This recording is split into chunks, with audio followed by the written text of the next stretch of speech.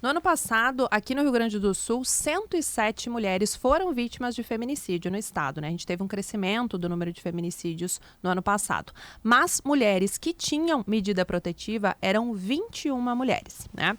A gente começou a olhar para esses dados há cerca de 2 meses, né? Eu estava realizando um curso de jornalismo investigativo com a Associação Brasileira de Jornalismo Investigativo e no final desse curso fui elaborar uma reportagem acerca desse tema dos feminicídios.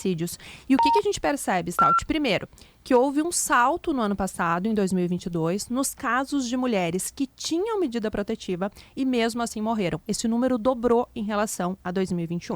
No ano passado foram 21 e em 2010 tinham sido 10 mulheres que tinham morrido com medida protetiva.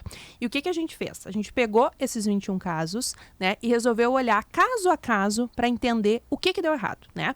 Porque justamente por entender que uma mulher que está sob proteção sob proteção do Estado, da medida protetiva, ela não poderia ser morta.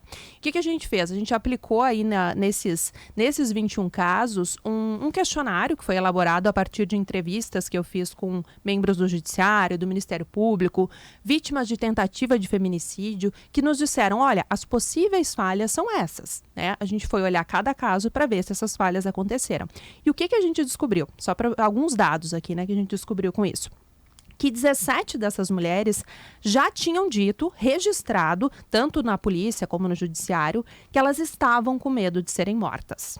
19 dessas 21 mulheres já tinham sido ameaçadas antes da data do crime.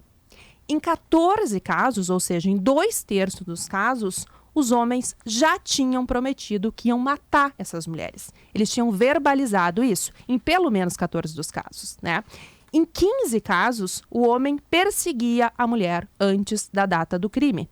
Em 18 desses casos, o homem não aceitava o término do relacionamento. E em pelo menos 5 casos, esse homem já tinha tentado matar essa mulher.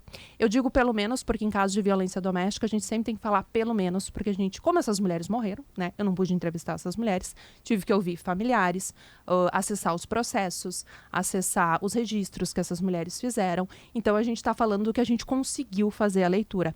Ou seja, realmente é um crime anunciado, né? Uma violência anunciada. Realmente, e o que a gente percebe aí? Que foram armas que não foram apreendidas, que essas mulheres disseram que esses homens tinham armas e não foram apreendidas, ou foram feitas buscas e não foram localizadas, ou não se chegou a determinar a apreensão dessa arma.